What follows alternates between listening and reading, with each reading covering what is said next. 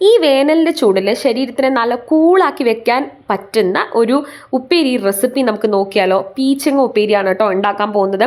അതിനായിട്ട് ഉള്ളി ഒന്ന് വഴട്ടിയെടുക്കാം, മഞ്ഞപ്പൊടി ഉപ്പും കൂടി ഇട്ട് അതിലേക്ക് പീച്ചിങ്ങ ഇതുപോലെ അരിഞ്ഞത് നന്നായിട്ട് വഴട്ടുക കേട്ടോ.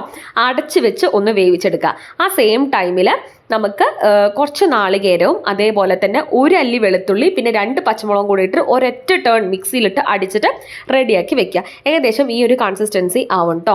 ഇനിയും നിങ്ങളത് തുറന്ന് നോക്കിയിട്ട് പീച്ചിങ്ങ വെന്തിട്ടില്ല എന്നുണ്ടെങ്കിൽ കുറച്ച് വെള്ളം ഒഴിച്ചിട്ട് അതിൻ്റെ മേലെ കരുവേപ്പിലേക്ക് ഇട്ടിട്ടും ഒന്നുകൂടെ അടച്ച് വെച്ച് വേവിച്ചെടുക്കാവുന്നതാണ് കേട്ടോ. ഇപ്പം ഏകദേശം നല്ല വേവായിട്ടുണ്ട്. പീച്ചിങ്ങയൊക്കെ ഇങ്ങനെ ചുങ്ങി വരുന്ന ഒരു നിലയിലെത്തും.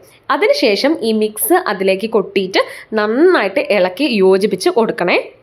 ഇത് അടി പിടിക്കാതെ നന്നായിട്ട് ശ്രദ്ധിക്കണം, കാരണം അടി പിടിച്ചതുകൊണ്ടാണ് എനിക്ക് പാത്രം മാറ്റി വഴട്ടേണ്ടി വന്നത്. ഇതിന് ശേഷം ഇത് ഫൈനലായിട്ട് അതിലേക്ക് കുറച്ചുകൂടെ കരുവേപ്പിലയും കൊണ്ടിട്ട് വേണേ കുറച്ച് വെളിച്ചെണ്ണ തൂവിയിട്ട് ഒന്ന് നന്നായിട്ട് ഫ്രൈ ചെയ്താൽ നിങ്ങൾക്ക് സെർവ് ചെയ്യാവുന്ന ഒരു തരത്തിലാവും കേട്ടോ. ഈ ഒരു ചൂട് കാലത്ത് ഈ പീച്ചിങ്ങ ബോഡി നന്നായിട്ട് കൂളാക്കി വെക്കാൻ ശ്രമിക്കും. Thank you all.